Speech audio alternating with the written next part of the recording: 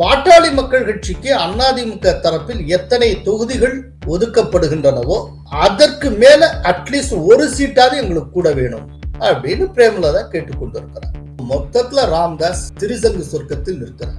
Congress DMK கூட்டணியிலே தொடர்வதுன்னு முடிவெடுத்துட்டால் இந்த இரண்டு பேருக்கும் திமுக கூட்டணியில் வேலை இருக்காது. 23ஆம் தேதிக்குள்ள தமிழக என்டிஏ கூட்டணி டிசைட் ஆயிடும். ஈரான் விவகாரத்துல ஒன்றை நாம் தெளிவாக சொல்ல முடியும், இதற்கு பின்னால் அமெரிக்காவும் ஜார்ஜ் சோரஸும் இருப்பார். கோலஹலாஸ் டிவி யூடியூப் சேனல், இது வாய்மையின் எக்காலம்.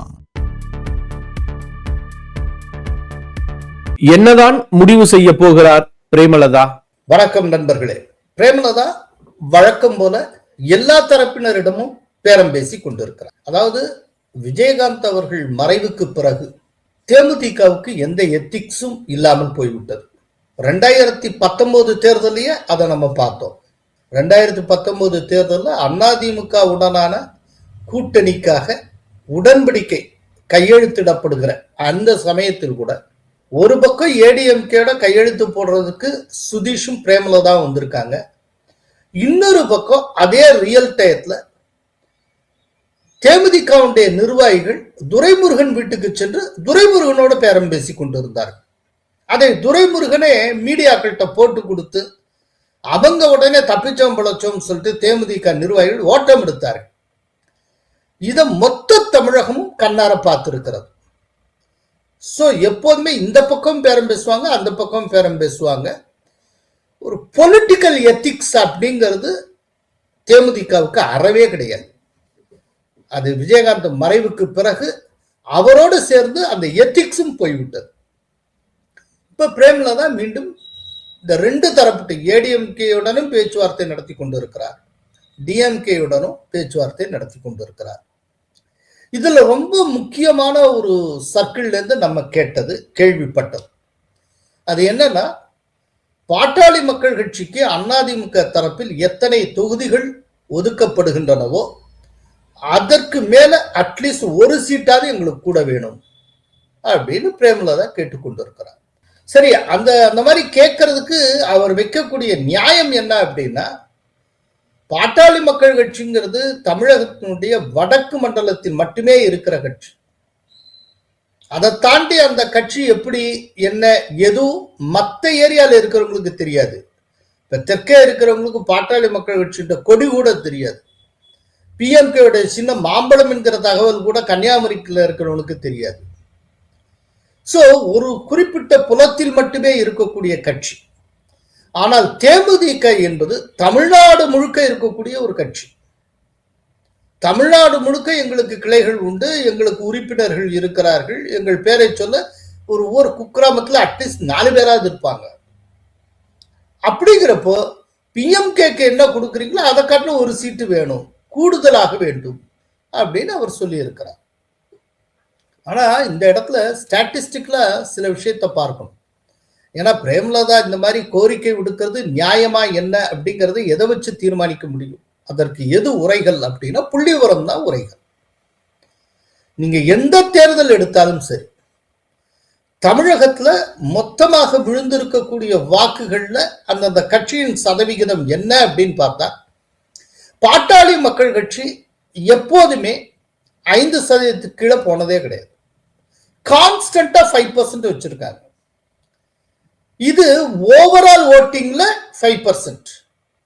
அப்படின்னா இந்த பிஎம்கே செல்வாக்குடன் இருக்கக்கூடிய வடக்கு மண்டலத்துல மட்டும் அந்த கட்சிக்கு எவ்வளவு ஓட்டு இருக்குன்னு பார்த்தால் என்னுடைய உத்தேசமான கணிப்பு 20% குறையாது. ஏன்னா அப்படி இருந்தால்தான் ஓவரால் பர்சன்டேஜ்ல 5%க்கு வர முடியும். அந்த அளவுக்கு வந்திருக்கு. இப்போ ஒரு ஆர்குமெண்ட் வைக்கலாம், சரிங்க இவ்வளவுதான் இருந்தாலும் கூட இன்னைக்கு பாமக 2 ஆயிருச்சுல, அப்பாவும் மகனும் தனித்தனியா இருக்காங்கல்ல, அப்போ அதோட வாக்குகள் ஸ்பிளிட் ஆகும்ல. இது ஒரு வசதிக்காக வைக்கிற வாதம். இப்ப நம்ம கள ஆய்வு செய்யறோம், ஏராளமான இடங்கள்ல போய் பார்க்கிறோம், வடக்கு மண்டலம் முழுக்க டிராவல் பண்ணியிருக்கோம். எல்லா இடத்திலையும் பாமக தொண்டர்களும் சரி, பாமகவுக்கு ஆதரவாக இருக்கக்கூடிய வன்னியர் சமூகத்தை சார்ந்தவர்களும் சரி, அவங்க அத்தனை பேரும் பாட்டாளி மக்கள் கட்சினாலே அன்புமணியினுடைய பாட்டாளி மக்கள் கட்சி தான் அப்படிங்கிறாங்க. அவங்க அத்தனை பேருக்கும் பெரிய ராம்தாஸ் மேல அளவு கிடந்த மரியாதை இருக்கிறது. நீங்க என்ன சம்பவம் நீங்க? நான் படையாச்சு சார். படையாச்சு வன்னியர். வன்னியர்லாம் வந்து பெரியவரா இல்ல சின்னவரா? அன்புமணி தான் சார். அன்புமணி தான். அவருக்கு தான் பாதிக்கு முக்கால்வாசி பேர் இளைஞர் பசங்கலாம் வந்து அவர்கிட்ட தான் இருக்கிறாங்க. சின்னையா கூட தான். சின்னையா கூட தான் இருக்கிறாங்க. சின்ன யார் கூட போறதுனா ஒரு ஓட்டு கிடைக்கும். சைடு மாநில சைடு பாத்தீங்கன்னா எம்எல்ஏ சிவகுமார் அவர் தான் மெஜாரிட்டி. அவர் பாத்தீங்கன்னா சின்னவர் கூட இருக்கு, அவர் சைடு தான் சப்போர்ட் கிடைக்கும். இந்த பாமக அப்பா பிள்ளைக்கு என்ன தகராறா? சரி அப்படிதான் நடக்குது. ஆனா யார் பக்கம் இருக்கிறாங்க மக்கள்? மக்கள் அன்புமணி தான். அன்புமணி பன்னீர் பக்கம்லாம் யார் பக்கம் இருப்பாங்க? பெரியவர்கள் இருப்பாங்களா சின்னவர்கள் இருப்பாங்க? பெரியவர் பக்கம் வந்து அந்த அளவுக்கு சப்போர்ட் கிடையாது. சின்னவர் தான் அன்புமணி. சின்னவர் அன்புமணி பக்கம் தான் ஓரளவுக்கு சப்போர்ட் இருக்கு. வயசான நேரத்துல போய் இன்னும் பண்ணிக்கிறாரு. அதனால சின்னவர் தான். சின்னவருக்கு தான். சோ அவங்க என்ன சொல்றாங்க, அவர் மேல ரொம்ப மரியாதை உண்டு, அதனால அவருடைய படத்தை கூட நாங்க வீட்டுல வச்சிருப்போம். எங்க எல்லார் வீட்லயும் ராமதாஸ் ஐயாவோட படம் இருக்கும். ஆனால் ஓட்டு போடுறது வர்றப்போ அன்புமணி ஐயாவுக்கு தான் நாங்க ஓட்டு போடுவோம், சின்ன ஐயாவுக்கு தான் அப்படிங்கிறாங்க. அதுக்கு அவங்க சொல்ற காரணம், ராமதாஸ் தானே அன்புமணியை எங்களுக்கு அடையாளப்படுத்தினார். இவர் வந்து ஒரு திறமையான இளைஞர், இவர் இனிமேல் நம்முடைய கட்சியை வழி நடத்துவார்னு சொல்லி அன்புமணியை எங்களுக்கு அறிமுகம் செய்து வைத்ததே ராமதாஸ் அவர்கள் தானே. அப்படிங்கிறப்ப இன்னைக்கு இந்த முடியாத வயசுல தள்ளாத வயசுல எதுக்கு இப்ப போட்டு வம்ப எடுத்துக்கிட்டு சண்டை ஓட்டு இருக்காரு? மகன் மேல தப்பு இருந்தாலும் கூட அதை பொதுவெளியில சொல்லலாமா? இப்ப நம்ம வீட்லயே மகன் ஒரு தப்பு செஞ்சுட்டா 4 சுவத்துக்குள்ளதானே பேசுவோம். அதை வந்து ஊர் முழுக்கவா சொல்லிட்டு இருக்கிறது? இதெல்லாம் தப்பு இல்லையா அப்படின்னு தான் பேசுறாங்க. அவர் தான் எங்களுக்கு எல்லாம் அறிமுகப்படுத்தினார். நாங்க போய் அன்புமணி தேடி போகவே இல்லை. அவரே எங்களுக்கு அறிமுகப்படுத்திட்டு அவரே திரும்பி பேசுறாரு. சரி, அப்படி பேசுற நம்பி மறுபடியும் மாத்தி நாங்களும் போக முடியாது. நாமெல்லாம் நம்ம பிள்ளைங்க இப்படி பேசவே மாட்டோம்ப்பா. புள்ள குற்றவாளியா இருந்தா கூட அவன் குற்றமே செய்யலன்னு தான் சண்டை போட்டு பழக்கம். அப்படிங்கிறப்போ இன்றைக்கும் டோட்டலா பிஎம்கேயோட ஓட்டு அன்புமணிக்கு பின்னால் தான் இருக்கிறது அப்படின்னு நம்ம கருத வேண்டி இருக்கிறது. சட்டபூர்வமாவே பார்ப்போம், தேர்தல் ஆணையம் அன்புமணியைத்தான் பாட்டாளி மக்கள் கட்சியின் தலைவராக அங்கீகரித்திருக்கிறது. இந்த ஆண்டு ஆகஸ்ட் வரையிலும் அன்புமணி தான் பிஎம்கேனுடைய தலைவர் என்று தேர்தல் ஆணையம் ஏற்றுக்கொண்டிருக்கிறது. அன்புமணி தலைமையிலான பாமகவுக்கு தான் மாம்பழம் என்றும் தேர்தல் ஆணையம் முடிவு செய்திருக்கிறது. சோ சட்டபூர்வமா பார்த்தாலும் சரி, கலை யதார்த்தம் என்று எடுத்துக்கொண்டாலும் சரி, பாமக அன்புமணி தலைமையிலான பாமக தான் உண்மையான பாமக என்று நிரூபிக்கப்பட்டிருக்கிறது. அதனால அவங்களுக்கு ஏதோ தொகுதியை ஒதுக்குறாங்க. சரி, இதே போல இப்ப ஸ்டாட்டிஸ்டிக்கலா தேமுதிகவுக்கு வாக்கு. தேமுதிக எத்தனை வாக்குகளை பெற்றிருக்கிறது? 2021 தேர்தலில் தேமுதிக அமமுகவுடன் கூட்டணி வைத்து 60 சட்டப்பேரவை தொகுதிகளில் போட்டியிட்டு 0.4% தான் வாங்கியது. 60 தொகுதிகளில் போட்டியிட்டு 0.5% கம்மியா தான் வாங்கி இருக்கிறது தேமுதிக. பாமகவுக்கு 5%, தேமுதிகவுக்கு 0.5%. இந்த ரெண்டு எப்படி சமமா இருக்க முடியும்? எந்த அடிப்படையில பாமகவை காட்டிலும் கூடுதலாக ஒரு தொகுதி பிரேமலதாவுக்கு கொடுக்க முடியும்? இது லாஜிக்குக்கே அடங்காத ஒரு விஷயம்.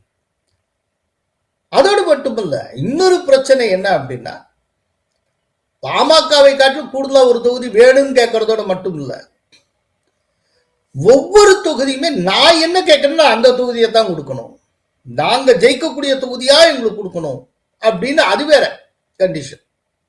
எப்போதுமே இந்த தொகுதி பங்கீடுங்கிறது ஒரு சிக்கலான விஷயம். ஒரு குறிப்பிட்ட தொகுதியில 2-3 கட்சிக்கு கூட செல்வாக்கு இருக்கலாம். அப்ப அந்த 2-3 கட்சிக்குள்ள ஒரு தள்ளுமுள்ளு இருக்கும். இல்லை எனக்கு இது வேணும் அப்படிமா, இல்லைங்க எனக்கு தான் வேணும். இந்த 2 கட்சியும் இல்லாட்டி 3 கட்சியுமே தங்களுக்கு ஆதரவான பல்வேறு ஸ்டாட்டிஸ்டிக்ஸ் அவங்க வைப்பாங்க. பாருங்க இந்த எலெக்ஷன்ல நாங்க எவ்வளவு வாங்கியிருக்கோம், சோ எங்களுக்கு கொடுத்தா தான் சரியா இருக்கும். உடனே இன்னொரு கட்சி இல்லைங்க நாங்க இந்த தேர்தலில் எவ்வளவு வாங்கியிருக்கோம் பாருங்க அப்படின்னு. அப்போ ஏதோ ஒரு கட்சிக்கு கடைசியில போகும், அதை காம்பன்சேட் பண்றதுக்கு அதுக்கு அதை அந்த தொகுதியை கோரின கட்சிக்கு இன்னொரு தொகுதி விட்டு கொடுக்கப்படும். இப்படி இல்லாம போகும். இது உட்கார்ந்து பேசுறப்பதான் முடிவாகும்.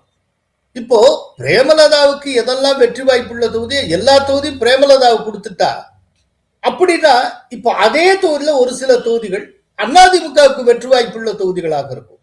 ஏன் ஒரு சில தொகுதி பிஜேபிக்கு வெற்றி வாய்ப்புள்ள தொகுதியா இருக்கும். இப்போ அதையெல்லாம் அந்த கட்சிகள் தாரவாத்தணுமா?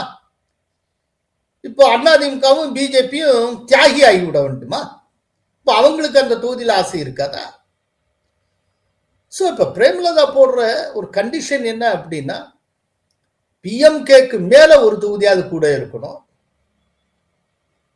அத்தனை தொகுதிகளை நான் என்ன கேட்கிறேன்னா அந்த தொகுதியாகத்தான் இருக்கணும் அப்படின்னு துணிச்சலாக கேட்டு இருக்கிறார். இப்படி கேட்கிற அளவுக்கு பிரேமலதா ஒன்று அரசியல் ரீதியாக சாதித்து காட்டவில்லை. வெறும் 6% ஓட்டை வச்சுக்கிட்டு இதுக்கு இத்தனை டிமாண்ட். இது தவிர்த்து இந்த தொகுதிகள் இதையெல்லாம் தாண்டி அப்புறம் வேற சில ஃபார்மாலிட்டிஸ் வேற அவங்க எதிர்பார்க்கிறாங்க. அதுக்குள்ள நான் போகவே விரும்பல. அது வழக்கமா பண்றதுதான். ரைட். இதுதான் இப்ப பிரச்சனையாகி கொண்டு இருக்கிறது. இப்போ இதுக்கு இடையில டிஎம்கேயோடையும் பேச்சுவார்த்தை. இப்ப டிஎம்கே சைட்ல பிஎம்கே இல்லை, ராமதாஸுக்கு எந்த உத்தரவாதமும் அவங்க தரல. அவங்க டிஎம்கேயோட எனக்கு இத்தனை தொகுதிகள் வேணும் அப்படின்னு சொல்லி அங்க ஒரு டிமாண்ட், அங்க ஒரு பேச்சுவார்த்தை. ஸோ எல்லா இடத்துலயும் அவங்க பீட்டர் போட்டுக்கிட்டு இருக்காங்க. எது லாபகரமாக இருக்கிறதோ, இந்த லாபகரமாக அது சிங்கிள் கோட், அதை நீங்களே புரிஞ்சுப்பீங்கன்னு நினைக்கிறேன். ஏன்னா நம்முடைய கோலாலாஸ் டிவி நேயர்கள் அத்தனை பேரும் ஒரு எலைட் நேயர்கள், ஷார்ப்பா விஷயத்தை புரிஞ்சுக்கக்கூடியவங்க, ரொம்ப விரிவாகவும் விளக்கமாகவும் சொல்ல வேண்டிய அவசியமே கிடையாது. ஸோ கடைசியில் எங்க லாபகரமாக படுகிறதோ அங்க பிரேமலதா அந்த கூட்டணியில் ஐக்கியமாவார். ஸோ இப்போ கடைசியா பிரேமலதா எந்த பக்கம் போறாங்க, தேமுதிக எந்த கூட்டணியில் இடம்பெற போகிறது, இதெல்லாம் பொறுமையா பார்ப்போம். ஒரு எல்லைக்கு மேல போனால் பிரேமலதா எந்த அணிக்குமே தேவையில்லைன்னு சொல்லி 2 அணிகளுமே கைவிடுவதற்கு வாய்ப்பு உண்டு. அப்படிப்பட்ட ஒரு சூழ்நிலையில வேற வழியே இல்லாமல் அவர் விஜய் பக்கமும் கைகோர்க்கலாம். அதற்கும் சான்ஸ் இருக்கு. பொறுத்திருந்து பார்ப்போம். ஆனால் அரசியல ஒரு எல்லைக்கும் அதிகமாக போய் அளவுக்கு அதிகமா டிமாண்ட் பண்ணி இரிட்டேட் பண்ணிட்டு இருந்தா கொஞ்சம் கொஞ்சமாக அந்த இரிட்டேட் பண்ணக்கூடிய தலைமைக்கு கீழே இருக்கக்கூடிய கட்சி கிராஜுவலா காலாவதி ஆகிவிடும். ஏற்கனவே விஜயகாந்த் காலத்துல இருந்த தேமுதிக இன்றைக்கு இல்லை என்பது ஒவ்வொரு தேமுதிக தொண்டர்களுக்கும் தெரியும். அன்னைக்கு எந்த லெவல்ல இருந்து தனித்து போட்டியிட்ட 8% 10% வாங்கின கட்சி 2021 0.5% இறங்கி இருக்கிறது. இந்த 0.5% கீழாக இழுத்து அதை ஒன்றுமில்லாமல் ஆக்கக்கூடிய ஒரு முயற்சியில் இப்போது பிரேமலதா ஈடுபட்டு கொண்டிருக்கிறார். பிரேமலதா மேல ஒரு பெரிய மரியாதை உண்டு. அவரை ஒரு நேச்சுரல் பொலிட்டீஷியன், அதுல சந்தேகமே இல்லை. ஆனால் நேச்சுரல் பொலிட்டீஷியன் தன்னுடைய சாதுரியத்தை, தன்னுடைய சாமர்த்தியத்தை எதுல காட்டணும்னா தன்னுடைய கட்சியை வளர்ப்பதில் காட்டும். ஒரு சாதாரண ஹம்பிள் பிகினிங்ல இருந்து 5% 4% வரைக்கும் என் கட்சியை கொண்டு வந்துட்டேன் அப்படின்னு சொல்றல காட்டும். சீமான் அந்த மாதிரி காட்டி இருக்கிறார். ரொம்ப ஒரு சாதாரண இடத்துல இருந்து இன்னைக்கு 8% அளவுக்கான ஒரு கட்சியாக அதை வளர்த்து காட்டி இருக்கிறார். கண்ணுக்கு முன்னால் இத்தனைக்கு தனித்து போட்டியிட்டேன். அதுதான் ஒரு நேச்சுரல் பொலிட்டீஷியனாக இருக்கக்கூடிய பிரேமலதா செய்திருக்க வேண்டிய காரியம். அதை விட்டுட்டு அவருடைய சாமர்த்தியம் அத்தனையும் வெறும் பேரம் பேசுறதுல மட்டுமே காட்டுகிறார். எலெக்ஷன் முடிஞ்சதுக்கு அப்புறம் எந்த ஆக்டிவிட்டிஸும் இருக்காது. திரும்ப அடுத்த எலெக்ஷன் வர்றப்போ எல்லா தரப்புலையும் பேச வேண்டியது, திரும்ப லாபகரமான விதத்துல கட்சியை ஏதோ ஒரு இடத்துல பிக்ஸ் பண்ண வேண்டியது. கட்சி தோக்குதா இல்லையா அதை பத்தி எந்த கவலையும் இல்லை. லாபகரமாக இருக்கிறதா இல்லையா, இந்த லாபகரம் அப்படிங்கிற வார்த்தைக்கு என்ன பொருள்ங்க நீங்களே புரிஞ்சுக்கணும். இதெல்லாம் நான் விண்டுரைக்க தயாராக இல்லை. அட்லீஸ்ட் இந்த வருகிற தேர்தலாவது பிரேமலதா சரியான முடிவை எடுக்க வேண்டும். அண்மை காலமாக அவர் எந்த கூட்டணியில் இடம்பெற்றிருந்தாரோ அந்த கூட்டணி தொடர்ந்து தோற்றுக்கொண்டே வந்திருக்கிறது. தோல்வி அடையக்கூடிய கூட்டணியிலேயே தன்னை ஐக்கியப்படுத்தி கொண்டே வந்திருக்கிறார். இந்த தடவை திமுகவுக்கு எதிரான அதிருப்தி அலை போல வீசிக்கொண்டிருக்கிறது. ஏடிஎம்கே கூட்டணியில இன்னைக்கு அன்புமணி தலைமையிலான பாட்டாளி மக்கள் கட்சி வந்திருக்கிறது. ஜஸ்ட் 2 நாளைக்கு முன்னால எடப்பாடியார் என்ன சொல்லியிருக்கிறார்னா, ஒரு புதிய கட்சி எங்கள் கூட்டணிக்குள் வரும் அப்படின்னு சொல்லியிருக்கிறார். இன்னும் பல கட்சிகள் வரப்போகின்றன அப்படின்னு சொல்லியிருக்கிறார். இப்போ அவர் சொல்லியிருக்கிறபடி சில முக்கியமான கட்சிகள் அதிமுக கூட்டணிக்குள்ள வந்தாச்சுன்னா அதுக்கப்புறம் தேமுதிகவுக்கு கிராக்கி இருக்காது. அதுக்கப்புறம் தேமுதிக நான் வரேன்னு சொன்னாலும் அதிமுக கூட்டணி அந்த கட்சியை ஏற்றுக்கொள்வதற்கு தயக்கம் காட்டும். ஏன்னா அதுக்கான தேவை முடிஞ்சு போகும். சோ ரொம்ப டிராக் ஆன் பண்ணிக்கிட்டே போறது, இழுத்தடிக்கிறது, தன்னுடைய உண்மையான ஹைட் என்ன, தன்னுடைய உண்மையான பலம் என்ன, இதை தெரிந்து கொள்ளாமலேயே பேரம் பேசிக்கொண்டே இருந்தால் ஒரு டயத்துல அந்த கட்சி ஃபேட் அவுட் ஆகி அப்புறம் அந்த கட்சியை வரவேற்கிறது யாருமே தயாராக இருக்க மாட்டாங்க. இதை ஒரு நேச்சுரல் பொலிட்டீஷியனாக இருக்கக்கூடிய பிரேமலதா அவர்கள் புரிந்து கொள்ள வேண்டும். மிகவும் குழம்பி போய் இருக்கிறாரே டாக்டர் ராமதாஸ். எஸ், உண்மையிலே இப்போ டாக்டர் ராமதாஸ் அவர்களுடைய நிலைமைதான் பரிதாபத்துக்குரியதாக இருக்கிறது. என்ன காரணம் அப்படின்னா, அவர் முந்தா நாள் நாங்கள் என்டிஏவிலிருந்து வெளியேறுவது என்கிற முடிவை ஒன்றும் எடுத்து விடவில்லை அப்படின்னு சொல்லியிருக்கிறார். நீங்க முடிவு எடுத்துட்டீங்களா? தேசிய ஜனநாயக கூட்டணியில இல்ல அப்படின்ற முடிவு எடுத்துட்டீங்களா? இது இன்னும் முடிவு எடுக்கல. இன்னொரு பக்கம் திமுகவுடன் கூட்டணி அப்படிங்கிற விதமா நாங்க எதையும் கன்ஃபார்ம் பண்ணல, உறுதி செய்யல அப்படின்னு சொல்லி இருக்கிறார். இப்ப திமுக அமைச்சரே வெளிப்படையா பேசி இருக்கிறாரு, உங்களோட பேசிட்டு இருக்கிறோம், அதாவது பேச்சுவார்த்தைக்கு பேசிட்டு இருக்கிறோன்ற வெளிப்படையா ஒரு கருத்தை வெளிப்படுத்தி அமைச்சர் ராஜகண்ணப்பன் வெளிப்படுத்தி இருக்கிறாரு நேற்று செய்தியாளர்களிடம். எப்படி எடுத்துக்கலாம் ஐயா? அதான் இப்ப தேர்தல் நேரத்தில் இதெல்லாம் நம்ம உறுதிப்பட சொல்ல முடியாது. ஸோ என்டிஏல இருந்து வெளியில வந்துட்டோம்னு கிடையாது, டிஎம்கே கூட்டணி பக்கம் போயிட்டோம்னு சொல்ல முடியாது. ஏன் இத்தனை குழப்பம்? கொஞ்ச நாளைக்கு முன்னால் தான் அவர் ஸ்டாலின் மிக சிறப்பான ஆட்சியை நடத்தி கொண்டிருக்கிறார்னு சான்றிதழ் வழங்கினார். ஸோ ஸ்டாலினை நோக்கி, திமுக கூட்டணியை நோக்கி ராமதாஸ் நகர்கிறார் அப்படிங்கிறது எல்லோருக்குமே தெரிய வந்தது. இந்த அளவுக்கு தெரிய வந்ததுக்கு அப்புறம் திடீர்னு ஏன் அந்தர்பல்ட்டி? என்ன பிரச்சனை அவருக்கு? இப்போ அவருக்கு ஏகப்பட்ட சிக்கல்கள் இருக்கின்றன. ஒன்னு, அன்புமணி ராமதாஸ் ஏடிஎம்கே கூட்டணிக்குள்ள வந்துட்டனால திரும்ப அந்த கூட்டணிக்குள்ள எப்படி போறது அப்படின்னு ஒரு தயக்கம். சரி, டிஎம்கே கூட்டணிக்குள்ள போகலாம்னா டிஎம்கே கூட்டணில வலுவான ஒரு கூட்டணி கட்சியாக விடுதலை சிறுத்தைகள் கட்சி இருக்கிறது. விடுதலை சிறுத்தைகள் கட்சி ஒரு பக்கம் அது வாட்டில இருக்கட்டும், நாங்களும் இருக்கோம் அப்படின்னு சொல்றதுக்கு ராமதாஸ் தயாராக இருந்தாலும் ராமதாஸ் உள்ளே வருவதை அனுமதிக்க விடுதலை சிறுத்தைகள் கட்சி தயாராக இல்லை. அதை விசிகாவுடைய தலைவர்களே வெளிப்படையாக தெரிவிக்கிறார்கள். இந்த கூட்டணிக்குள்ள ராமதாஸ் வரக்கூடாது அப்படிங்கிறாங்க. பாமக எந்த வடிவத்தில் வந்தாலும் நாங்கள் ஏற்க மாட்டோம், பாமக இருக்கும் இடத்தில் நாங்கள் இருக்க மாட்டோம்ங்கிறது ரொம்ப தெளிவா சொல்றாங்க. ஏன் அதை அவங்க தெளிவா சொல்றாங்கன்னா, இந்த சந்தர்ப்பத்தை பயன்படுத்தி கொண்டு கொஞ்சம் கொஞ்சமாக பாமகவை தனிமைப்படுத்த வேண்டும். இப்போ ராமதாஸ் அவர்களுக்கு பெரிய செல்வாக்கு இல்லையே வச்சுப்போம், இருந்தாலும் அதை எந்த கூட்டணியில ஒட்ட விடாமலாக்கி தனிமைப்படுத்தினால் பாமக ஒரு போர்ஷன் ஒண்ணுமில்லாம போயிடுச்சுல்ல. ஆக்சுவலா வடக்கு மண்டலத்தில் இயங்கக்கூடிய விசிகாவுடைய அடிப்படை லட்சியங்கள்ல அதுவும் ஒன்று, பாமகவை நல்லிஃபை பண்றது. இன்னைக்கு பாமகவே தனக்குள்ள தானே சண்டையிட்டு கொண்டு அதுவாகவே அதனுடைய பலவீனத்தை அடைகிறது என்றால் அதை ரசிப்பதற்கு விசிகா தயாராகத்தான் இருக்கும். ஏன்னா வடக்கு மண்டலத்துல விசிகாவுடைய முதல் அரசியல் எதிரி என்பது பாமக. அப்படிங்கிறப்ப ஏதோ ஒரு விதத்துல பாமக பலவீனம் அடைந்தால் அரசியல் ரீதியாக விசிகாவுக்கு நன்மை. திடீர்னு இப்ப ராமதாஸ் டிஎம்கே கூட்டணிக்குள்ள வந்து அதன் மூலமாக பலமடைவதை விடுதலை சிறுத்தைகள் சகித்துக் கொள்ளாது.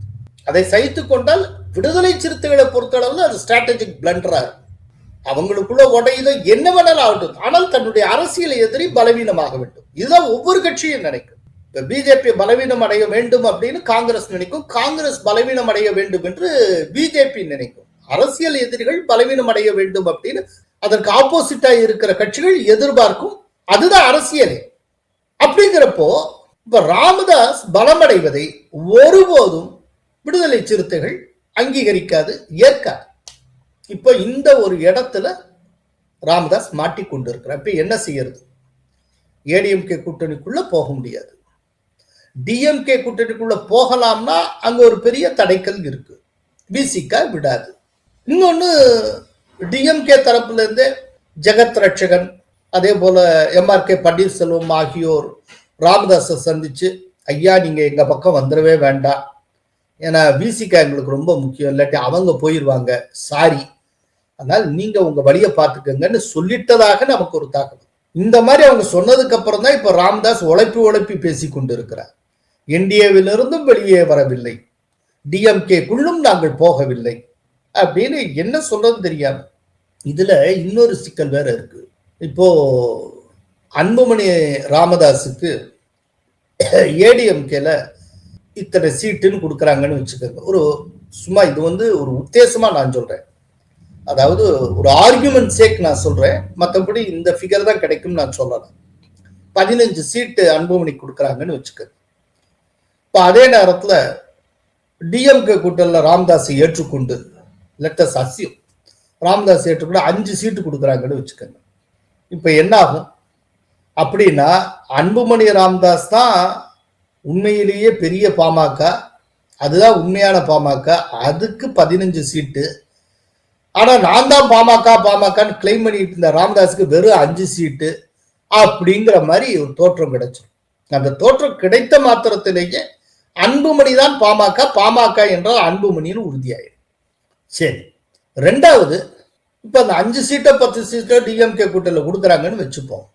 ஒரு கட்சி உடஞ்சு 2 இருக்கு, 2ஆன ஒரு ஸ்பிளிட், ஒரு கட்சியுண்டு இன்னொரு பாகம் உடைந்த ஒரு பகுதி எது ராமதாஸ் சொல்றது. அந்த ராமதாஸுக்கே நீங்க இவ்வளவு சீட்டு கொடுத்தீங்கன்னா எங்களுக்கு இவ்வளவு சீட்டு கொடுக்கணும்னு சொல்லி ஆளாளுக்கு டிமாண்ட் பண்ண மாட்டாங்களா? இப்ப 2021 மார்க்சிஸ்ட் கம்யூனிஸ்ட் கட்சிக்கு டிஎம்கே அல்வா கொடுத்தது, வெறும் 6 சீட்டு கொடுத்தாங்க. மார்க்சிஸ்ட் கம்யூனிஸ்ட் கட்சி ரொம்ப லோயஸ்டா போட்டிட்டு 2021 தேர்தலில். அதுக்கு முன்னால அது டபுள் டிஜிட்ல தான் போட்டிட்டு இருக்கு. ஜெயலலிதா காலத்துல 10 சீட்டு அதுக்கு மேலேயே கொடுத்துருக்காங்க. அப்படிங்கிறப்போ இப்போ வெறும் 6 சீட் தான் கொடுத்துருக்காங்க. இப்போ போன ஆண்டு நடைபெற்ற அவங்களுடைய மாநில மாநாட்டில் பொலிட்டிக்கல் ரெசல்யூஷன் பாஸ் பண்ணியிருக்காங்க. என்னன்னா, இந்த தடவை கூடுதல் சீட்டுகளை வாங்குவது, இரட்டை இலக்கத்தில் போட்டியிடுவது அப்படின்னு.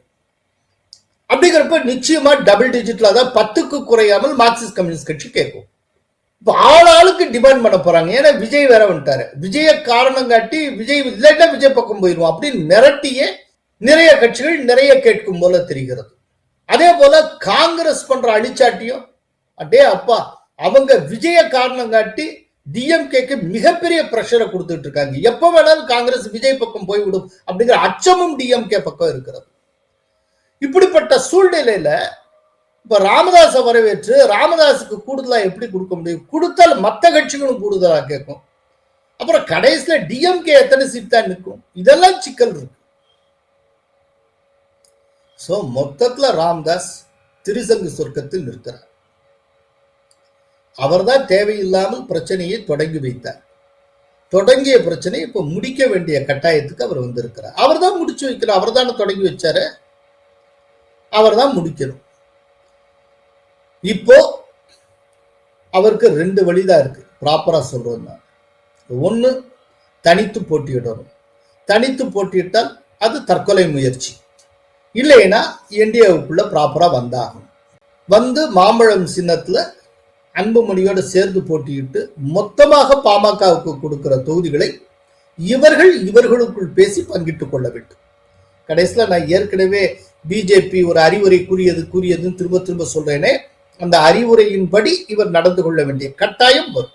இதுதான் ராமதாஸ் அவர்களுக்கு வாய்க்கிற ஒரே தீர்வாக இருக்கு. இன்னைக்கு தேதிக்கு அரசியல் ரீதியா ரொம்ப பரிதாபமான இடத்தில் இருப்பவர் ராமதாஸ். தேவையில்லாம அகலக்கால் வச்சுட்டாருன்னு நினைக்கிறேன். தேவையில்லாமல் ஒரு அன்டைம்ல ஒரு பிரச்சனையை உருவாக்கி விட்டார். ஏதோ பெரிய ஆதாயத்தை அடையக்கூடிய ஒரு நோக்கத்துல என்னத்தையோ ஆரம்பிச்சு கடைசியில் அது பிள்ளையார் பிடிக்க குரங்காக மாறிக்கொண்டு இருக்கிறது. பார்க்கலாம். ராமதாஸ் பிரேமலதா இருவரும் எப்போதுதான் முடிவெடுப்பார்கள்? நான் இதுக்கு பதில ஆல்ரெடி சொல்லியிருக்கேன், திரும்பவும் அதே சொல்றேன். காங்கிரஸ் எப்போது முடிவெடுக்கிறதோ அதை ஒட்டி இவர்கள் முடிவெடுப்பார்கள். இப்ப காங்கிரஸ் டிஎம்கே கூட்டந்து விலகுவது அப்படிங்கிற முடிவை எடுத்து தாவேகா பக்கம் சாய்ந்து விட்டால் இந்த காங்கிரஸ் இழப்பை ஈடுகட்ட மேலும் சில கட்சிகள் திமுக தலைமைக்கு தேவைப்படும். அப்போ பிரேமலதா மற்றும் ராமதாஸ் இந்த 2 பேருக்கும் திமுக கூட்டணிக்குள் வாய்ப்பு கிடைக்கும். ஒருவேளை காங்கிரஸ் டிஎம்கே கூட்டணியிலே தொடர்வதுன்னு முடிவெடுத்துட்டால் பிரேமலதாவுக்கும் அதே போல ராமதாஸுக்கும் திமுக கூட்டணியில் வேலை இருக்காது. அப்ப இந்த 2 பேரும் வேற ஏதேனும் முடிவை எடுக்க வேண்டிய ஒரு கட்டாயத்துக்கு தள்ளப்படுவார்கள். அப்படிப்பட்ட சூழ்நிலையில அவங்க 2 பேருமே என்டிஏவுக்குள் வருவதற்கு வாய்ப்பு இருக்கிறது. அந்த மாதிரி சூழ்நிலையில கட்டாயத்தின் பேர்ல வேற வழி இல்லாமல் பிரேமலதாவும் ராமதாசும் என்டிஏவுக்குள்ள வர்றதுன்னு முடிவுக்கு வந்தால் அப்ப என்டிஏ தலைமை, தமிழக என்டிஏவின் தலைமை, அதாவது எடப்பாடியார் இவங்க 2 பேரையும் டிக்டேட் பண்ணுவார். அவர் சொல்றதை கேட்டு இவங்க உள்ள வந்தால் என்டிஏவுக்குள்ள வரலாம், இல்லைன்னா ஒண்ணும் நடக்காது. 23ஆம் தேதி பிரதமர் தலைமையில் பிரம்மாண்டமான என்டிஏ மாநாடு சென்னையில் நடக்க இருக்கிறதே. எஸ், மிக பிரம்மாண்டமான முறையில் என்டிஏவினுடைய மாநாடு, தமிழக என்டிஏவின் மாநாடு சென்னையில் நடைபெற உள்ளது. ஆக்சுவலா அது மதுரையில நடக்கும்னு சொல்லிட்டு இருந்தாங்க. இப்ப கடைசியா சென்னைக்கு மாத்திருக்காங்க. ஏன்னா சென்னைங்கிறது ஒரு பிரம்மாண்டமான சிட்டி. இதுல நடத்துவது அப்படிங்கிறது இது கொடுக்கக்கூடிய மெசேஜே வேறையா இருக்கும் அப்படின்னு. அநேகமா சென்னையில எந்த இடத்துல நடத்தலாம் அப்படிங்கிறதுக்கான இடத்தேர்வு இப்போது நடந்து கொண்டு இருக்கிறது. இப்ப நேத்திக்கே பாத்தீங்கன்னா ஓஎம்ஆர், ஜிஎஸ்டி ரோடு, செங்கல்பட்டு பக்கம், அப்புறம் பூந்தமல்லி ஹை ரோடு இந்த சைடு, இல்ல பல இடங்கள்ல விசிட் பண்ணியிருக்காங்க. நயினார் நாகேந்திரன், அதே போல கேசவ விநாயகன், வினோஜ், இவங்கெல்லாம் போய் எல்லாம் விசிட் பண்ணியிருக்காங்க. விரைவில் அதுக்கான ஒரு சூட்டபிளான இடத்தை தேர்வு செய்வாங்க. இவர்களோடு இவங்க விசிட் பண்றப்போ இவர்களோட அதிமுகவின் முன்னாள் அமைச்சர் எஸ்பி வேலுமணியும் சென்றிருந்தார் அப்படிங்கிறத நாம கவனிக்கணும். அதனால ஏன்னா இது என்டிஏ மாநாடுங்கிறதுனால எல்லா கட்சி தொண்டர்களும், இந்த என்டிஏவுக்குள் இருக்கக்கூடிய அத்தனை கட்சி தொண்டர்களும் வருவார்கள். அதனால இது ஒரு பிரம்மாண்டமான மாநாடாக இருக்கும். கூட்டணி கட்சி தலைவர்கள் அத்தனை பேரும் பிரதமரோடு அந்த மேடையில் இருப்பார். பிரதமரோடு எடப்பாடி பழனிசாமி அவர்கள் இருப்பார். அதே போல அன்புமணி ராமதாஸ் இருப்பார். அதற்கு பிறகு இந்த என்டிஏவுக்குள்ள ஐக்கியமாகக்கூடிய மற்ற கட்சி தலைவர்களும் அங்கே இடம்பெறுவார்கள். ஸோ 23ஆம் தேதி இந்த மாநாட்டுக்கு தேதி பிக்ஸ் பண்ணியிருக்காங்கன்னா அதனுடைய இம்ப்ளைடு மீனிங் என்ன? 23ஆம் தேதிக்குள்ள கூட்டணி டிசைட் ஆயிடும். தமிழக என்டிஏல எந்தெந்த கட்சி இருக்குங்கிறத 23ஆம் தேதிக்குள்ள நாம் புரிந்து கொள்ள முடியும். ஸோ தமிழக என்டிஏ கூட்டணியை இறுதி செய்வதற்கான டெட்லைனாக இந்த 23ங்கிற தேதியை நாம் புரிந்து கொள்ளலாம். ஸோ 22ஆம் தேதிக்குள்ள எல்லாமே நமக்கு தெரிய வந்துடும். கிளியர் கட்டா யாரு எங்க இருக்கா, எந்த கட்சி யாரு பக்கம் இருக்கிறது, இந்த விஷயங்கள் எல்லாமே நமக்கு கிளியர் ஆயிடும். ஈரானில் போராட்டம் உச்சம் தொட்டிருக்கிறதே. எஸ், ஈரான்ல நடக்கிற போராட்டம் அப்படிங்கிறது இதுக்கு முன்னால லிபியா போன்ற நாடுகளில் நடைபெற்ற அரபு வசந்தத்தை ஒத்தது போல இருக்கிறது. இந்த அரப் ஸ்பிரிங் தூண்டிவிடப்பட்டு, ஜார்ஜ் சோரஸால் தூண்டிவிடப்பட்டு லிபியாவில் நடந்தது மாதிரியான ஒரு மிகப்பெரிய போராட்டம் இப்போ ஈரானில் நடந்து கொண்டிருக்கிறது. ஈரான்ல குர்து இன மக்கள், பலூச் இன மக்கள், இளைஞர்கள், வர்த்தகர்கள், இவங்க அத்தனை பேர், அதே போல அங்கு ஜனநாயகம் வேண்டும் என்று கோரிக்கை விடுப்பவர்கள், ஜனநாயகவாதிகள், இவர்கள் எல்லோரும் தெருவில் இறங்கி மிக பிரம்மாண்டமான முறையில் போராட்டம் நடத்தி கொண்டிருக்கிறார்கள். குறிப்பா ஈரானுடைய தலைநகர் டெஹ்ரான்ல பிரம்மாண்டமான ஒரு போராட்டமாக நடந்து கொண்டிருக்கிறது. அதே நேரத்துல டெஹ்ரானை மையப்படுத்தி தான் இந்த போராட்டம் தொடர்பான தகவல்கள் வருகின்றன. இந்த டெஹ்ரான் தாண்டி ஈரான் தேசம் முழுவதும் இந்த போராட்டம் இருக்கிறதா இல்லையா அப்படிங்கிறத நம்ம அசஸ் பண்ண முடியல. இங்க ஒரு விஷயத்தை நம்ம நினைவில் கொள்ள வேண்டும். ஈரான் தொடர்பாக வந்து கொண்டிருக்கிற அத்தனை தகவல்களும் மேற்கத்திய மீடியாக்கள் சொல்லுகிற தகவல்கள் தான். அந்த தகவல்களை பேஸ் பண்ணித்தான் நாமும் இங்கே பேசிக்கிட்டு இருக்கோம். அந்த தகவல்கள் எல்லாமே உண்மைன்னு சொல்லிட முடியாது. இப்போ இந்தியாவில் சில ஆண்டுகளுக்கு முன்னால விவசாயிகள் போராட்டம்னு ஒன்று நடந்தது. அதுக்கப்புறம் குடியுரிமை திருத்த சட்டத்துக்கு எதிரான போராட்டம் நடந்தது. இதெல்லாம் ஒரு சில பாக்கெட்ஸ்ல மட்டுமே நடந்தது. ஆனால் ஆண்டு கணக்கில் நடந்தன. ஆனால் இது பற்றி வெளிநாடுகளில் எப்படி சித்தரிப்பு இருந்ததுன்னா, இந்த போராட்டத்தால மொத்த இந்தியாவும் கலகலத்து போனது போலவும், இந்தியாவே ஸ்தம்பித்து போனது போலவுமான ஒரு சித்திரம் உருவாக்கப்பட்டது. அதே போல குடியுரிமை திருத்த சட்டத்துக்கு எதிரான போராட்டத்தை எடுத்துக்கிறது. அதெல்லாம் டெல்லியை மையமாக கொண்டு இருந்தது. விவசாயிகள் போராட்டம் பஞ்சாப் மற்றும் ஹரியானாவை சேர்ந்த பண்ணை முதலாளிகள் அவர்கள் நடத்தினாங்க. அவங்களுக்கு பின்னால காலிஸ்தான் பயங்கரவாதிகள் இருந்தாங்க. இவங்க அத்தனை பேருக்கு பின்னால பொலிட்டிக்கலா சப்போர்ட் ஆம் ஆத்மி செய்தது. அதற்கான பலனாகத்தான் அவங்க பஞ்சாப்ல ஆட்சியை பிடிச்சாங்க.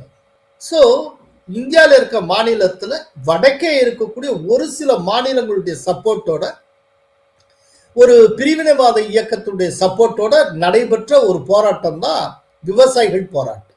ஆனால் அது ரொம்ப மோசமான விதத்தில் வெளிநாடுகளில் சித்தரிக்கப்பட்டது. இப்ப வேளாண் சட்டத்தை எதிர்த்து போராடுகிறோம் அப்படிங்கிற போர்வையில் உள்ளே புகுந்த காலிஸ்தான் பயங்கரவாதிகள் 2021 ஜனவரி 26 குடியரசு தினத்தன்னைக்கு என்னென்ன பண்ணாங்கிறது உங்களுக்கு ஞாபகத்துல இருக்கும். டெல்லி செங்கோட்டைக்குள்ள புகுந்து அங்க இருக்கிற தேசிய கொடியை அகற்றி விட்டு காலிஸ்தான் கொடியை பறக்க விட்டார். அநியாயத்துக்கு பெரிய ரொம்ப அன்ரூலியா பண்ணாங்க. அவங்க டிராக்டர்லாம் விட்டு போலீஸ்காரர்கள் மீது ஏற்றி கொள்ளுவதற்கு துணிந்தார்கள். என்னென்ன அநியாயம் பண்ணாங்க. இப்போ அதை வெளிநாட்டு ஊடகங்கள் எப்படி சித்தரிச்சிருப்பாங்க கொஞ்சம் யோசிச்சு பாருங்க.